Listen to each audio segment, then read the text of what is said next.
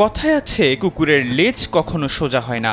বাংলা এই প্রবাদটি যেন হুবহু মিলে যায় দক্ষিণ এশিয়ার পারমাণবিক শক্তিধর দেশ পাকিস্তানের ক্ষেত্রে। জনগণের ন্যায্য দাবি দমাতে শুরু থেকেই সামরিক শক্তি ব্যবহার করে আসছে দেশটি। এবার সাবেক প্রধানমন্ত্রী ও বিশ্বকাপজয়ী অধিনায়ক ইমরান খানের মুক্তির দাবিতে রাজধানী ইসলামাবাদমুখী জনতার স্রোত থামাতে নামানো হয়েছে সেনা সদস্যদের। শুধু তাই নয়, ইমরান সমর্থকদের দেখা মাত্র গুলির নির্দেশও দেয়া হয়েছে।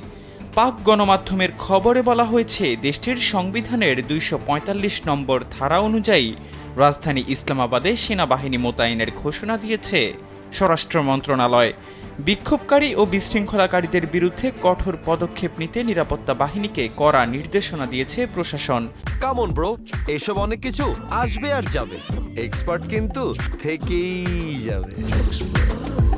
পরিস্থিতি নিয়ন্ত্রণে রাখতে প্রয়োজনে বিক্ষোভকারীদের দেখামাত্র গুলি চালানোর মতো চরম পদক্ষেপ নেয়ার ক্ষমতা দেয়া হয়েছে নিরাপত্তা বাহিনীকে।